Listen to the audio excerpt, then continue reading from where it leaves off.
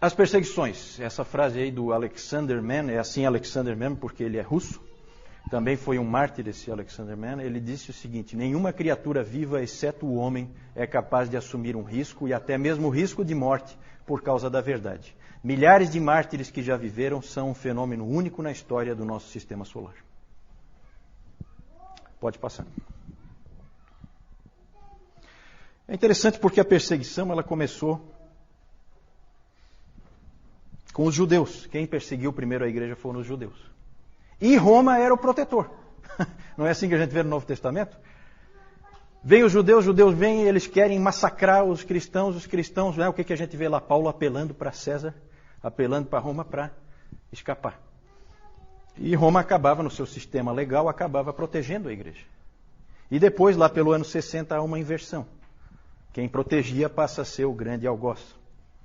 E Roma passa a ser o grande perseguidor da igreja. É interessante, é claro que aqui nós vamos falar dos mártires, e é interessante que na igreja primitiva os mártires têm assim uns fatos pitorescos, né? Era muito comum comemorar o aniversário dos mártires. Só que depois de mortos. E no dia da morte, não no dia do nascimento.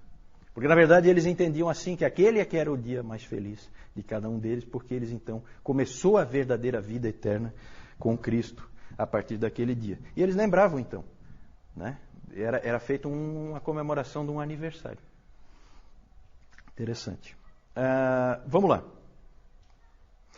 A perseguição romana, então. Vamos direto para a perseguição romana. Ela aconteceu do ano 60 até o ano 320, mais ou menos. Foram 10 grandes perseguições.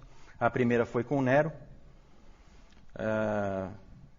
Temos um legítimo descendente de Nero aqui conosco, né?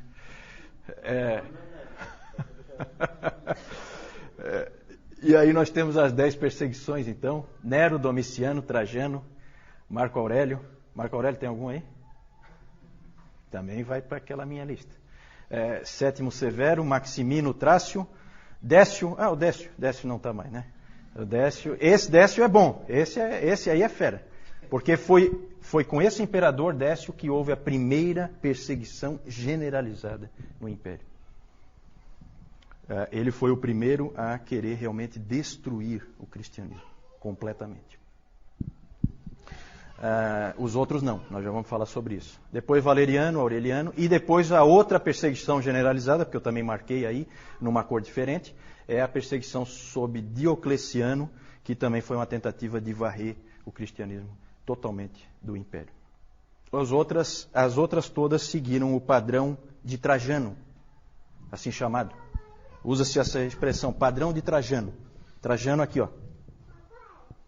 Qual é o padrão de Trajano? Existe uma carta de Trajano para o governador Plínio, da Bitínia, dizendo como que ele tinha que se comportar em relação aos cristãos. E ele dizia o seguinte para o Plínio: não gaste tempo com os cristãos, não faça nada. Deixe eles quietos, não faça nada. A não ser que haja o quê? Denúncia. Se alguém vier reclamar para você de que aquele cara é cristão, aí você dá um jeito nele, obriga ele a adorar o imperador para resolver o problema.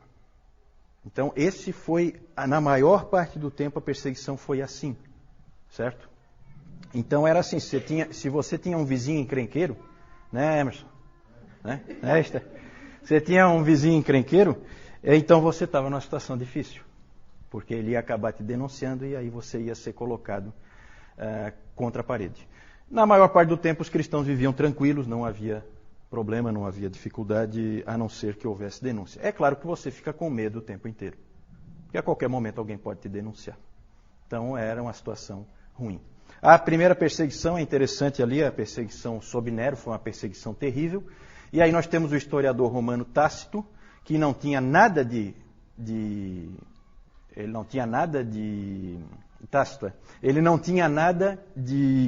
amigável em relação ao cristianismo, ele não é amigo do cristianismo, de jeito nenhum, mas ele descreveu o que aconteceu.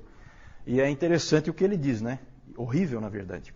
Cobertos com peles de bestas, os cristãos eram rasgados por cães e pereciam. Ou eram pregados a cruzes, ou consumidos por chamas para servirem como iluminação noturna nos jardins de Nero. Então o Nero, ele usava os cristãos como tocha, só isso, para iluminar os jardins dele. Colocava peles em cima, peles de animais, né, em cima deles, para que os cães rasgassem eles em pedaços. Então vocês têm ideia do que esses nossos irmãos sofreram. Nessa perseguição morreram 2 apóstolos importantes em Roma. Quem? Pedro e Paulo, né? Pedro e Paulo. Esse Nero tem um lugarzinho especial para ele no inferno. Esse está tranquilo. Esse com certeza não tem nenhum aí não, né? Então tá. Essas perseguições, gente, muitas pessoas permaneceram firmes e foram para a morte. Tá? Mas não vamos nos iludir. Muitas pessoas também cederam. Muitas pessoas não foram fiéis, não conseguiram ter a coragem de dar a própria vida. Até porque, como eu falei para vocês, cultuar o imperador era um ato simples, que você fazia com a maior tranquilidade, não tinha muita dificuldade. Era uma questão de consciência você fazer ou não. Pode passar? Já falei. Também já falei do Décio. Vamos falar. Eu vou colocar alguns exemplos rápido, não temos tempo para ficar, né? As histórias são histórias maravilhosas. Se vocês tiverem tempo de ir atrás dessas histórias, são histórias muito bonitas desses mártires do passado. Nós temos a história de Perpétua e Felicidade, que existe o Diário de Perpétua.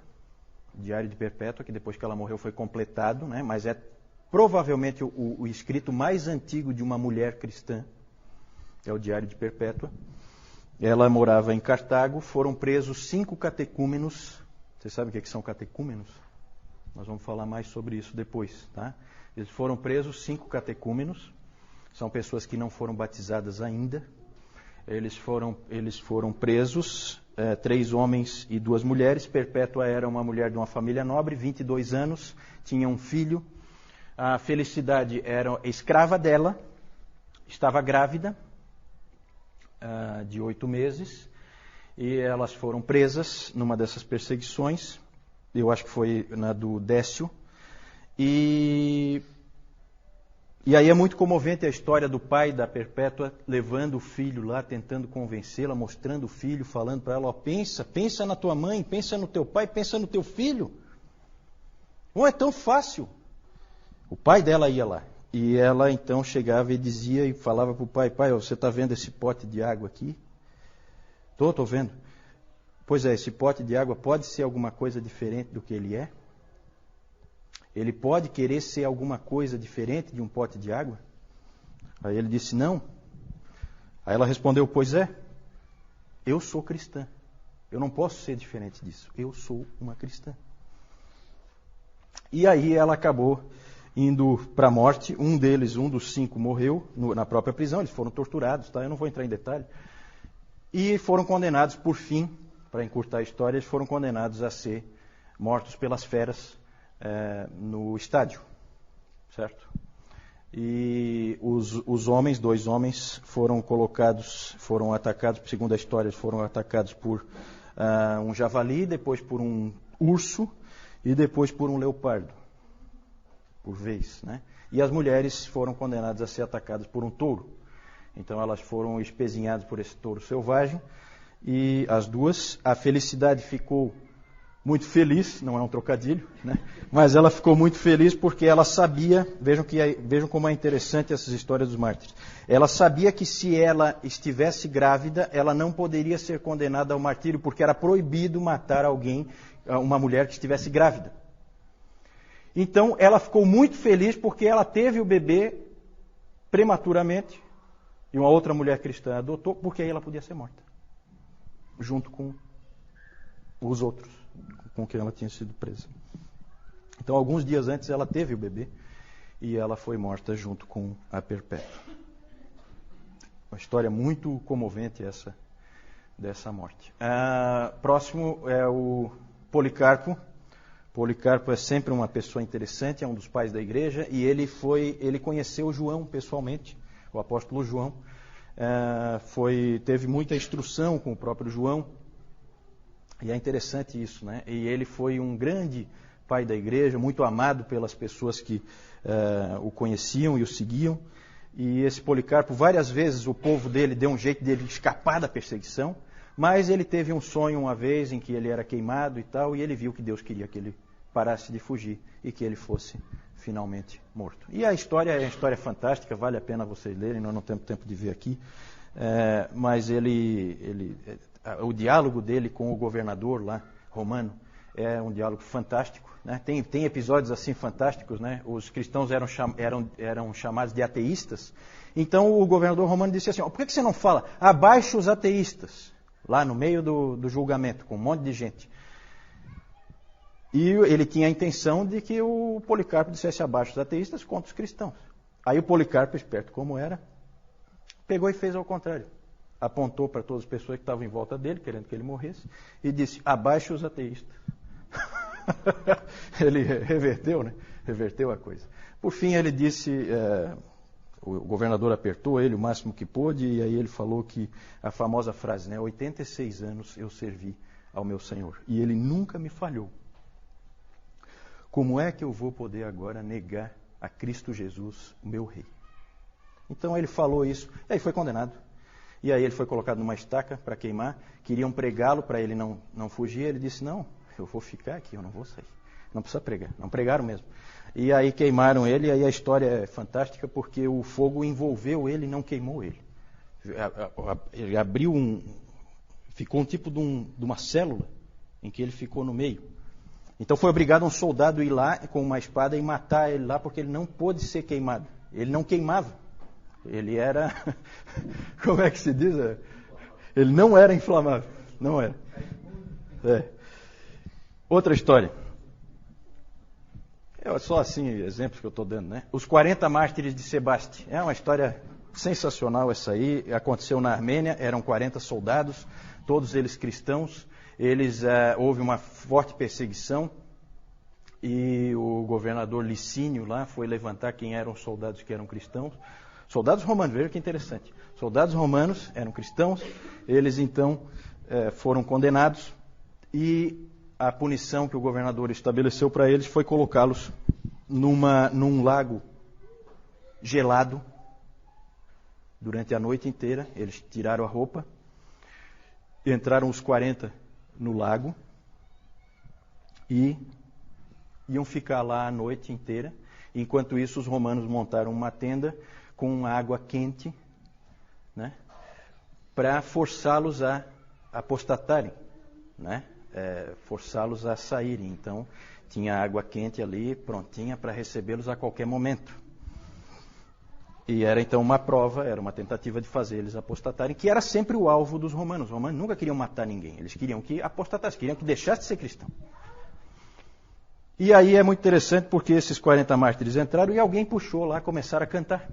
E começaram a cantar assim: 40 bons soldados, 40 mártires de Cristo. Começaram a cantar, cantavam todos juntos, né? Imagina 40 homens cantando isso dentro de um lago congelado. E a noite ia passando e tal, de repente um deles fraquejou e saiu. E foi lá para a aguinha quentinha, a aguinha morna, né? Aí sabe o que aconteceu? Eles estavam cantando, aí eles assim, 39 mártires, 39 soldados de Cristo. E o guarda deles, vendo isso, ficou tão impressionado, ele já estava, né, sob uma forte impressão. O guarda que estava cuidando deles tirou a roupa e entrou lá, para ocupar o lugar do outro. Aí a música, 40 mártires de Cristo, 40 soldados de Cristo, né? E eles morreram ali. É muito interessante porque tem os nomes deles registrados, o nome dos 40. Hoje a gente tem os nomes deles. Quem tiver o nome ali, escapa daquela minha lista. Tá? Vamos lá. Razões da perseguição. Aí é bem interessante. Acusações de todo tipo contra os cristãos. Acusações de canibalismo. Por que será, hein? Canibalismo, hein? Já pensou nós aqui, BVN, aí alguém vai e chama a polícia? Não, tem canibalismo lá dentro. Por quê? Exatamente rumores de que eles comiam o corpo e o sangue de alguém. Sacaram aí onde é que está o esquema? Era a ceia, né? Acusações de canibalismo, de incesto. Por que incesto será, hein?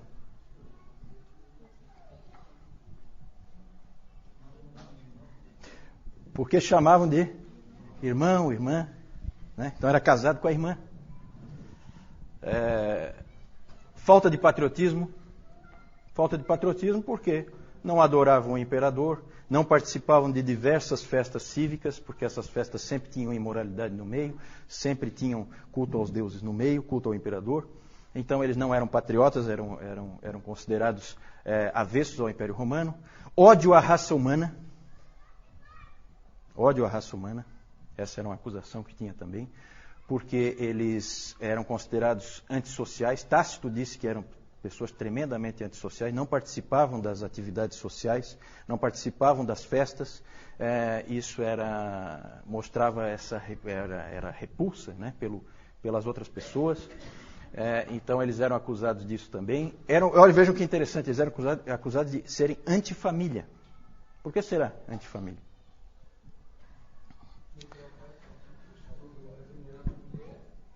Não é porque... Tipo o que a gente viu ali a história da Perpétua, né? Certo? Ela acabou abandonando o filho, o pai, a mãe, né? Por causa de Cristo. Certo?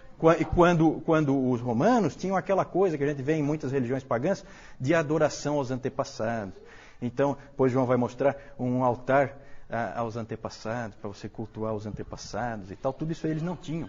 Eles eram cristãos. O cristão não tem nada disso. O cristão não adora ninguém a não ser Deus. E eram acusados como de serem a causa de todas as catástrofes possíveis e imagináveis. Tudo de ruim que acontecia era culpa deles, dos cristãos. Tudo. O Tertuliano até tem uma frase interessante, Tertuliano, que ele diz assim, se o Tibre transborda, o Tibre é o principal rio lá da Itália, né, que passa lá por Roma. Se o Tibre transborda, se o Nilo não chega aos campos, se o céu não se move, provocando a estiagem, ou se a terra se move produzindo um terremoto, se há uma fome, se há uma peste, o clamor é um só: joguem os cristãos aos leões. Era assim que a coisa funcionava. Sempre a culpa era dos cristãos. Conforme o Império Romano foi declinando, isso foi piorando bastante para o lado dos cristãos. Certo?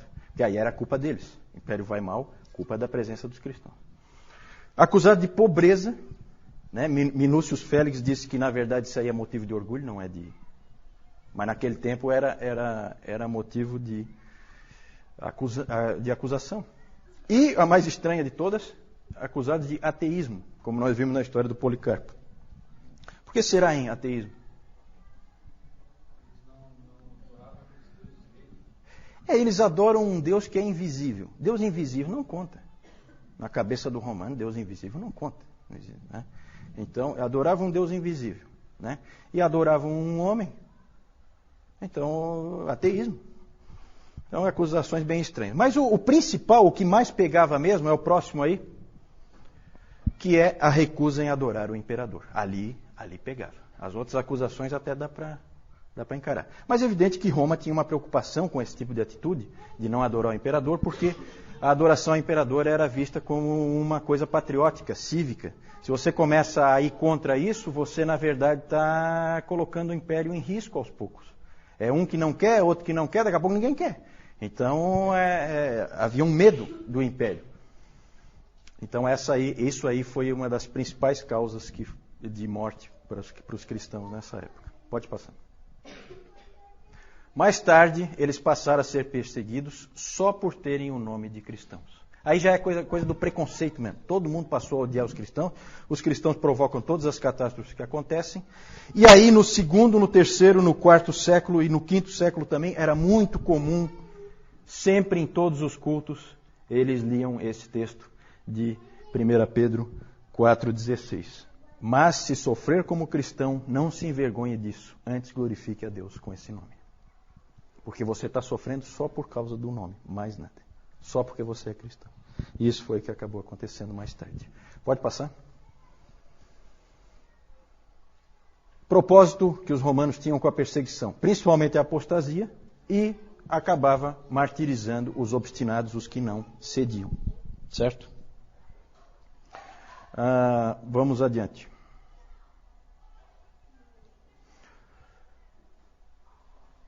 Os resultados da perseguição. O F.F. Bruce, ele disse que a igreja estava preparada para a catástrofe desde o seu início. O próprio Senhor da igreja, o Senhor Jesus Cristo, tinha preparado. Ele tinha dito, se perseguiram o Senhor, como é que não vão perseguir os servos? Não é? Não foi isso que ele disse? Então a igreja sempre esteve preparada para tomar pau, para levar a bordoada. Sempre esteve preparada. E isso pesou muito a favor da igreja. Ela se fortaleceu em meio à perseguição. Ela, na verdade, foi purificada. Vocês podem imaginar que nesse tempo não tinha muito cristão nominal. Quem é cristão de verdade. Não é cristão só de nome, né? Porque não é fácil ser cristão nessas condições. Não é nada fácil. E então provocou uma purificação da igreja. A igreja era muito pura nessa época. E também provocou a extensão da igreja, aquela frase do Tertuliano, o sangue dos mártires é a semente da igreja. O interessante aí é que chegou uma época, a igreja estava tão preparada para a perseguição, que chegou uma época, gente, que as pessoas começaram a buscar o martírio. Aí os presbíteros, os líderes da igreja, tiveram que segurar essa turma, porque o cara começava a querer ser morto. Tinha gente fazendo de tudo. Aí era aquela coisa, é por denúncia, então eu mesmo vou me denunciar. Já que eu não tenho um vizinho mala, como alguns irmãos aqui têm, né? Eu mesmo vou lá me denunciar. Então, começou a ter esse tipo de situação. E um fato pitoresco é o Orígenes, né? Alguém já ouviu o nome do Orígenes? Orígenes é um dos pais da igreja também. E o Orígenes, o pai dele, foi martirizado. E aí o Orígenes era jovem, gurizão, também queria ser martirizado por toda a lei. Não, meu pai foi, eu também vou. E fazia de tudo para ser martirizado. Aí a mãe dele teve uma ideia. Escondeu toda a roupa dele. Aí ele ficou com vergonha de sair na rua pelado. Então, aí ele acabou escapando do martírio, né? A mãe dele foi esperta, achou uma solução prática, escondendo toda a roupa dele. E foi muito bom, porque o Orígenes depois foi um homem extremamente útil para a igreja, né? Foi um homem que fez muita diferença para a igreja. Depois nós vamos falar dele, um cristão de Alexandria. É importante, para terminar essa parte das perseguições, é importante a gente lembrar de algumas coisas, que nem sempre a perseguição fortalece a igreja. Às vezes a gente tem essa ideia, né? Às vezes tinha gente que às vezes falava, aí a gente ouvia aqui no Brasil, alguns líderes aí dizendo, era bom que viesse uma perseguição para purificar a igreja e tal, né? Cuidado, gente, tá? São muito bonitas essas histórias, mas eu tenho certeza que nenhum de nós queria estar ali.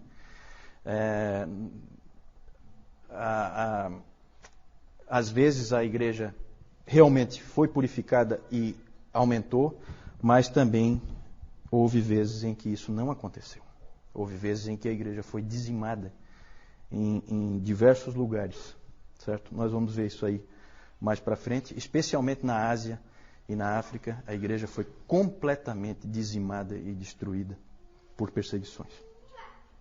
Outra observação é que a gente pensa muito nos primeiros séculos, nesses 250 anos ali de perseguições no Império Romano, a gente pensa muito como a época da perseguição aos cristãos, não é verdade? A gente tem essa tendência, né?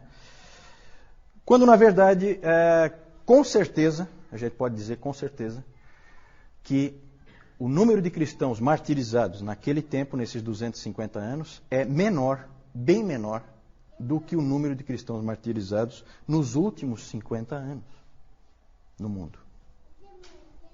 Certo? Então a gente não pode esquecer nunca, gente, da igreja sofredora hoje. Aqui, como nós vemos aqui, esse aqui é o Coliseu, tá? Aqui são os cristãos que eles vão ser sacrificados pelas feras. Aqui a gente pode ver um leão saindo aqui. O que acontecia? Eles deixavam vários dias os animais sem comida, para que quando eles entrassem não tivessem escapatória. Eles já iam atrás de comida. E a comida aqui seriam os cristãos.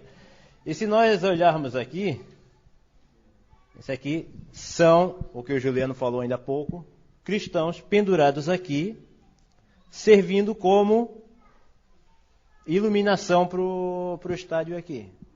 Então, além dessa carnificina aqui, ainda tinha outra coisa aqui bem parecida. E o causador disso tudo aqui foi aquele que o o Nero, que não tem ninguém aqui com esse nome, né? Pode. Então aqui nós vamos ver, de lá para cá, o Nero, meio esquisitinho ele, né? Domiciano e Trajano. São pessoas muito que a gente devia evitar os nomes. Né? Próximo. Lá também nós temos Marco Aurélio, nós temos Sétimo Severo e Maximino o Trácio. Não é o Trácio, não é o Trácio. Nós temos lá aquele também que foi bem mencionado, Décio, lá de 250. Daí aqui nós temos a efígie também de Valeriano, sempre nessa sequência aqui, né? Nós temos Aureliano aqui. Nós temos Diocleciano e aqui embaixo nós temos o Galério. Próximo. Aqui nós temos aquela história bonita que o Juliano falou, da perpétua felicidade, que por terem se mantido firmes como cristãs, elas foram colocadas lá no ringue, lá no ringue, pode ser ringue ali também. E foram, como o Juliano falou, espetadas pelos touros, tá? E apesar disso... Depois o soldado finalizava. Para a pessoa morrer, porque o animal não matava definitivamente. Então o soldado ia lá e finalizava. Eu ia chegar lá. Era a próxima coisa que ia dizer. Depois disso, quando elas ainda estavam vivas, elas ainda eram espetadas pelas espadas. E aqui a gente pode ver ali a Perpétua ainda tirando a espada que ela foi cravada aqui nela. Aqui nós temos Policarpo. E aqui nós temos aqueles 40 mártires de Sebaste. Aqui já inclui aquele que saiu ou aquele que entrou. Que nós não temos. Próximo então. Aqui nós temos o altar familiar do cultos aos antepassados. E aqui a adoração do imperador. Inclusive aquele lá de Augusto ali. Era colocado aqui, as pessoas passavam, faziam reverência a ele. E aqueles que se negavam, daí eles tinham a punição. Aqui nós temos... Foi uma falha? Foi uma falha. Eu esqueci de falar, tá, gente? Que quando você sacrificava, você não, que eu espero que você não fosse sacrificar, que você ficasse firme. Mas quando um cristão apostatava e ele sacrificava efetivamente ao ídolo, ou ao imperador, no caso, ele recebia o chamado libelo, que era um documento provando que ele fez o culto ao imperador, adorou ao imperador. Né? Isso dava para ele uma série de garantias, fazia com que ele parasse de ser perseguido, ele podia ter vida normal, diferente de outros cristãos que não possuíam esse documento. Então esse é o libelo que tinha essa intenção. A Jussara perguntou quanto à fonte das informações que tem aqui. Né? A maioria das informações vem da palestra do David Calhoun. Né? Boa parte dessas informações estão repetidas nos livros, porque ele utiliza os livros como referência dele. Né? Mas alguma coisa não aparece lá. Alguma coisa é coisa que ele trouxe de outros livros. Então não vai aparecer lá alguma dessas informações. Você sabe de onde ele tirou isso? De manuscritos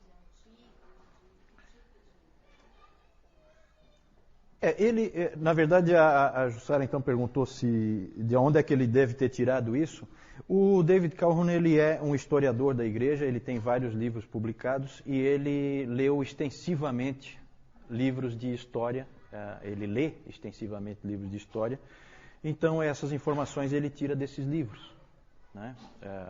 A história, na verdade, vai se construindo. A principal fonte dessa história antiga que nós estamos vendo, a principal fonte de referência, sempre foi e continua sendo o livro, nós vamos falar mais para frente, a História Eclesiástica de Eusébio de Cesareia. A maior parte dessas informações da história antiga nós temos por causa dele, porque ele escreveu um livro de história. Ele, inclusive, é considerado o pai da história da igreja. Esse livro, História Eclesiástica, é uma fonte primária de referência. E aí, claro, tem todas as pesquisas e tal. Especialmente agora, nos Estados Unidos, está saindo um trabalho fantástico de um professor lá, Moffat é o nome dele. Ele está escrevendo em vários volumes a história da igreja na Ásia. Então é um trabalho de pesquisa muito grande que ele está fazendo. Ele está tentando resgatar essa história que meio que se perdeu. Alguma coisa o Calhoun já traz. Oi. A pergunta é sobre Nero, onde é que ele está posicionado e como que está estruturada a sequência que nós fazemos aqui do curso. A sequência, vocês vão perceber que ela não é exatamente cronológica, ela é em tópicos. Nós aqui, nesse item das perseguições, nós cobrimos 250 anos, agora nós vamos falar dos apologistas, nós voltamos lá para o segundo século, 205, o ano 320 já é no quarto século, certo? Então são coisas que se sobrepõem, mas para fins de organização, a gente trata cada coisa separadamente e a gente tenta aprender alguma coisa com aquele tipo de acontecimento, com aquele tipo de situação, em vez de fazer cronológico, que é muito mais complicado, leva muito mais tempo e fica muito mais confuso. Quanto ao Nero, o que se crê é que o Nero incendiou Roma, mas isso aí é uma coisa que não é possível provar. Não é possível provar. E foi sim no primeiro século. Foi no primeiro século. Certo? Nero foi imperador no primeiro... interessante. Fui perguntado sobre a destruição do Templo de Jerusalém. Uma coisa interessante quanto ao crescimento da igreja é esse aspecto aí. A migração da influência dos apóstolos, dos judeus para os gentios, veio na época certa. Porque se tivesse ficado no meio dos judeus, poderia ter se perdido. É claro que Deus tinha controle disso, ele é soberano e ele tinha tudo já planejado na sua providência. Jerusalém foi tomada e destruída no ano 70. No ano 70. Ela foi completamente destruída, nós temos lá as ruínas lá hoje do Muro das Lamentações, pelo general, agora eu vou trazer ele para mim aqui, né? Apesar de ser nome bíblico, escapou só pela metade, porque o general Tito que depois também se tornou imperador, ele foi quem invadiu Jerusalém e arrasou completamente. E depois, no ano 135, finalizaram o serviço e acabaram de vez com o país chamado Israel. Foi destruído completamente, deixou de existir e só passou a existir novamente agora em 1948, né? Isso. Mártires é uma palavra, a palavra mártir significa, quem é que sabe? Testemunha. Mártir é uma testemunha. Só que é um nome que ganhou uma conotação especial, técnica, para identificar pessoas que morrem por causa da verdade, por causa de uma crença que eles têm. Esses são os mártires.